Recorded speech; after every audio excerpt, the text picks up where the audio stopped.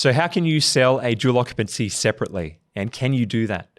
My name's Colin Fragar from Council Approval Group, and I'm happy to say that the answer is yes, you can sell them separately.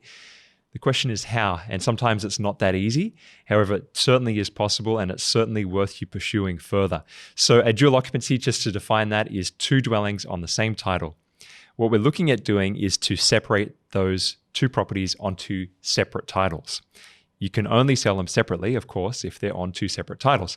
You can do that in two different ways. The first is what we call strata subdivision. Strata subdivision. The second is Torrens title subdivision. Let me just run you through those two different types of subdivision quickly, because they do relate to so they do relate to dual occupancies. A Torrens title subdivision is usually the best because it does often attract the highest end value and sale price.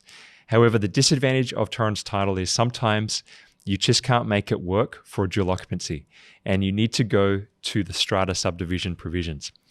The second disadvantage is that a Torrens title subdivision does have more sewer expenses, more what we call sewer headworks. You've got to have your own connection point coming into the actual lot of land, so it can be more expensive in terms of site costs. Can add $20,000 to $50,000. I remember I was quoted on one of mine, and I decided at the last minute to switch to a strata subdivision.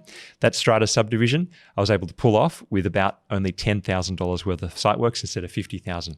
A strata title. The disadvantage of a strata title, of course, is that you have some sort of a meeting once a year with your neighbor. If it's just a 1 into 2 lot subdivision, which we're talking about for a dual occupancy, then it's very easy and certainly worth your time. So can a dual occupancy be sold separately? The answer is yes. However, there are some things that we need to jump through for you, and it's not always the case. It does depend very much on the lot size, on your particular local government area and the plans that relate to that in terms of the town planning law. So what I would suggest is that you go ahead, if you haven't already, and grab one of our guides on achieving council approval, which includes in there a bunch of tips and tricks on dual occupancies. If you're thinking about that, or maybe thinking about subdivision or granny flats, and it goes through that. For those people that are serious about moving forward with their financial futures and helping their dreams to come alive, then please book in for a consultation to speak to one of our council approval team at councilapproval.com.au.